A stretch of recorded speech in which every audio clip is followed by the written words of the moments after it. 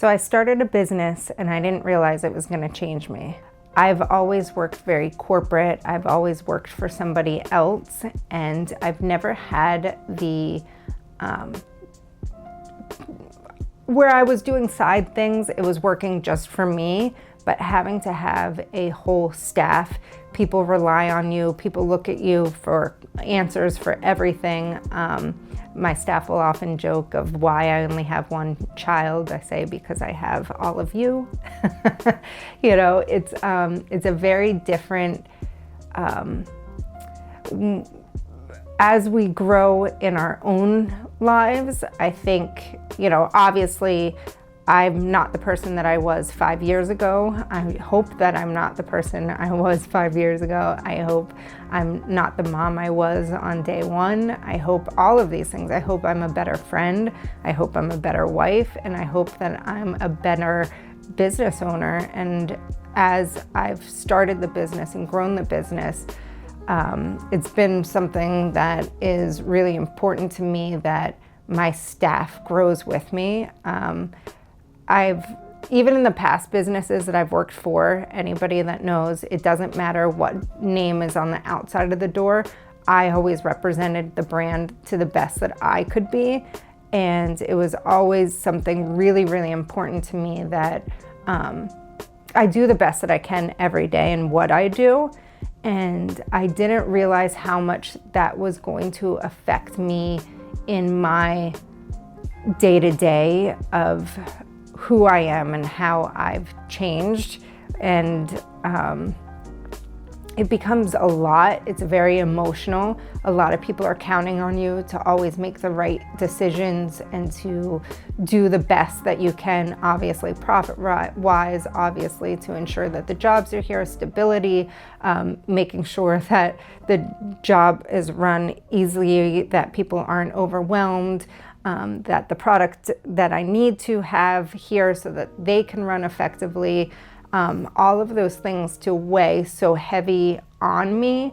I wasn't, looking back, you know, it was so fun and I don't take anything away from that. It was just more of a hobby that became something really fun that people wanted, those half-pound cookies, and where it's created an actual business, that I'm a food manufacturer, that I am SQF certified, that I have all these rules and regulations and all of these things that now have created this standard and expectation that I have to have of my staff. And I always say, like, wherever you are, the expectation is the next is going to be at that spot, not much lower, but as we go down, the trickle down definitely happens. And so really making sure that my expectations are always really high, and that creates so much pressure on myself. And I never really kind of took a step back to see I'm not a corporation with a board and, you know, a lot of people to lean on and say, hey, you know, we're having a problem with our bottleneck over here, and this is how I need you to find a solution. I'm the one that needs to find the solution, and really seeing how I can manage myself in my day-to-day and really figure out the toll that it takes on me. Obviously, like I said, I've grown a lot. I'm a better communicator in my day-to-day business, not only with my vendors and my employees, my family, and those kind of things, my relationships that help me realize that communication is so key on expectations, right? So my background definitely was HR. I had a lot of training. Obviously, I'm very blessed for that. I understand that some people need to be told 10 times how things need to get done. Some people need to be shown once. Some people need to read it. Some people need to write it. Everybody takes things differently. But so I've been able to transfer those kind of things in my day-to-day on how I manage my people, but I didn't realize how much it was going to affect me on how I'm I don't have the resources of people to kind of delegate the things at the higher level to. So within the staffing, I'm able to use my staff. So honestly, most of my staff have been here 5 years plus. Everybody that's been with us stays with us. I'm very blessed for that. Anybody that knows, they're like family. And that's really, really important to me. It's not just the work. If there's something else going on at home, it's really important that I'm able to connect with them. And I hope that, same thing, it's the communication, that if they need something, that hopefully they can lean on me and we can work through it, or even if it's just a conversation, because that's so important.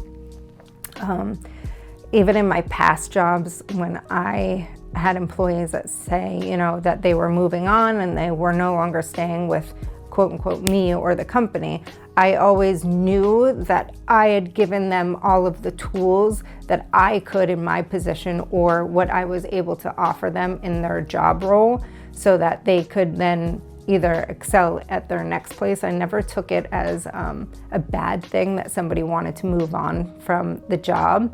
And same thing here, if somebody said, I've kind of capped out where I want to be here and I'm unable to do something within my location, I completely understand. And that makes me excited that they've now moved on. But the ones that are here, we're always able to give more job roles and more responsibility. And that is the ultimate growth of not just the business, but of the people around me. But I've kind of had to do that for myself, is, as we're growing and doing these things, really kind of looking back and helping myself move through my own ranks to, I guess, not really being a professional baker to now owning a whole manufacturing facility, which is so crazy to me.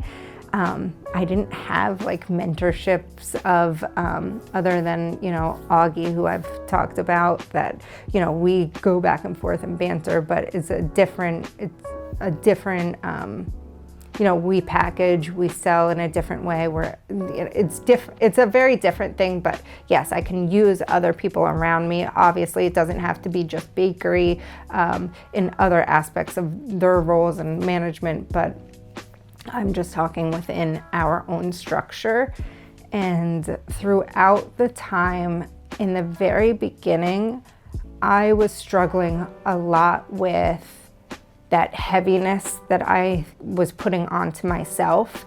It was really, I've had the New York Times reaching out to me, Good Morning America, and all of the spotlight, that's not something that I'm used to.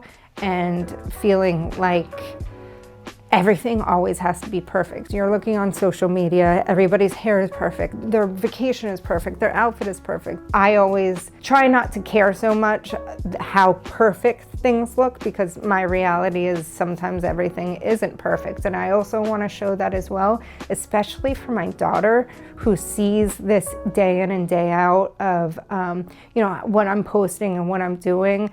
But there's also the realness behind it as well. And I really want to make sure that I'm combining the two, that you guys are great at getting great content, that you also can understand that not everything is perfect. I was going through a really hard time in the beginning of my business, where I think within certain people, we all kind of have our own, quirks and different things, and whatever it is. If I go to the movie theater, I won't sit on the end. Like, I just have these weird things. Like, I freak myself out if my husband runs into the grocery store and I'm in the parking lot. I create these scenarios in my head I know that are not real. These are just typical things that I've know about myself. Grocery shopping, I get myself so worked up, and then I look at my husband and he can just be on his phone living his life where I've already planned out what I'm putting onto the belt, how I'm putting it on, ensuring my credit card is right there so that I'm not holding up the line for the next person. I didn't realize those kind of tendencies that I had also related back into work. And I was starting to, I should probably talk to someone. I never got diagnosed or anything like that, but I was starting to have really bad panic attacks where something big and major was going on, and my body, I guess, didn't know how to control that, and I would start to hyperventilate and shake. My equilibrium would get really off. It was almost like a Mack truck. Lights were coming at me, and I would convulse. And I mentally, I'm telling myself I'm okay, but my body couldn't control it. And then, you have people around that are like, oh my gosh, are you okay? And I'm trying to tell them, yes, I'm okay, but if you saw me, I wasn't. The more that somebody is trying to tell you just to relax creates then that I mentally know that I need to relax, but I physically can't. And then I get more upset because I want my body to stop doing that. And then it created, and these panic attacks would come on so hot and heavy.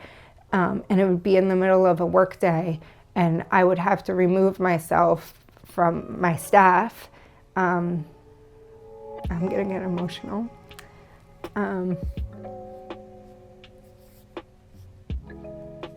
It was really, really hard because you want to show the best to them, that, that you're the strong one, that they can come to you.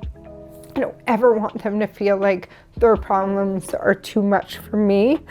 But we're all human, and it was a really, really hard time, being able to kind of recognize how much I was putting on myself and wanting to do the best for everybody. And it was just wearing really, really heavy on me. And so this went on for quite a few months. Like a lot of times people didn't even know. It would happen, like I was able to complete the task, whatever it was. Say I was doing a news interview, I would never break down in the interview, but after it was over, it was just so heavy on me. And like I said, I couldn't control it. And I've never experienced anything like that. It was something that, honestly, a day or two later, my body still felt it because I was trying to fight not shaking and not doing these things that I was not controlled. So it was really, really, and I then began to feel how my body was going to tell me that that was going to happen. I would almost feel, kind of wonky in the head, like things were happening around me versus I was part of the situation. And that's when I knew that one of these panic attacks was going to come on. And so I found for myself, I needed to remove myself from the situation and people around me that were going to just tell me to calm down, because that would then just send me into another. And I was able to, within myself, just kind of zen out so that I would be alone in my own kind of thoughts and not focus on so much on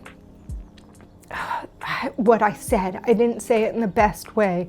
I didn't have my hair in the best way. I didn't, put myself in whatever it is. The interviewer asked a question and I should have answered it this way. And I would get myself so riled up on how I didn't do things right.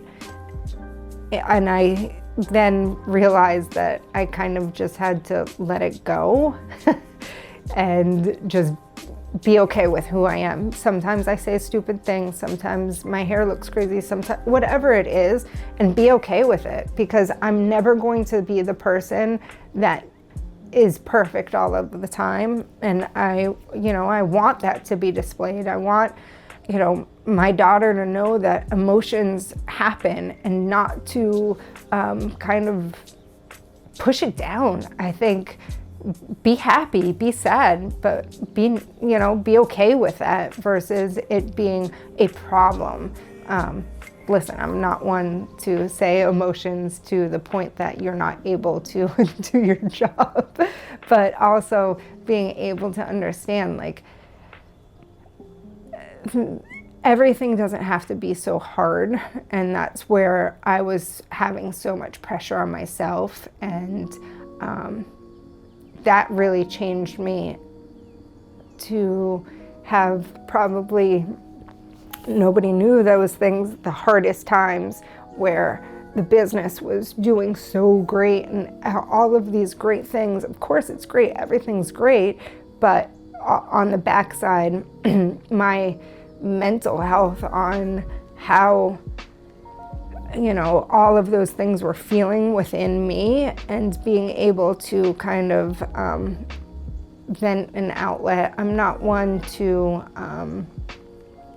I don't know. I kind of finding out different things about myself, and I hope I continue to do that throughout my whole career and who I am as a person, and really figuring out, what are the best resources for me?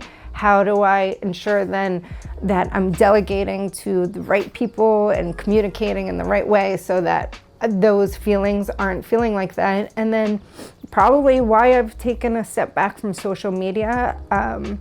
It was hard, it doesn't matter if you do something great, and, as women and as like anybody, you get a compliment and you have to say something negative.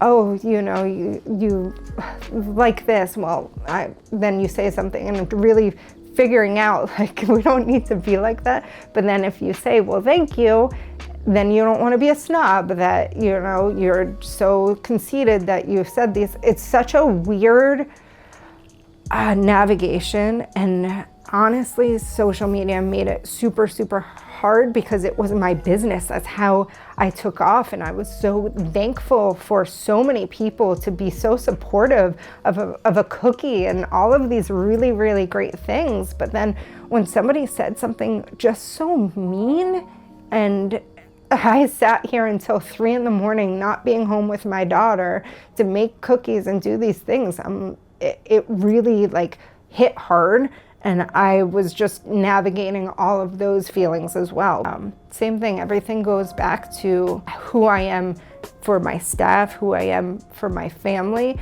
but most importantly, who I am for my daughter, because I want to be vulnerable and I want her to see these things, but I also, who cares? Who cares? Who cares?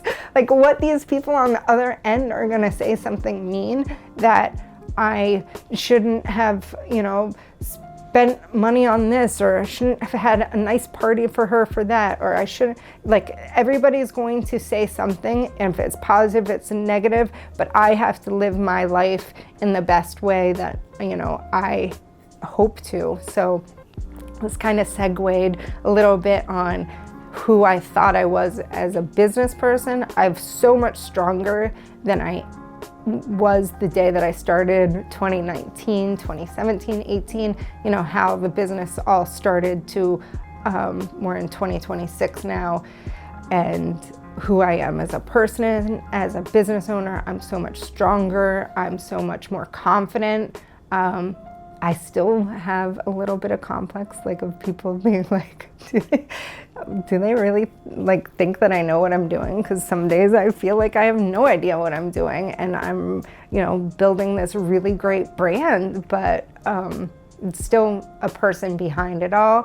And I know, all of these things. Even I look back to a year ago, 3 years ago, 5 years ago, and I'm like, that was crazy.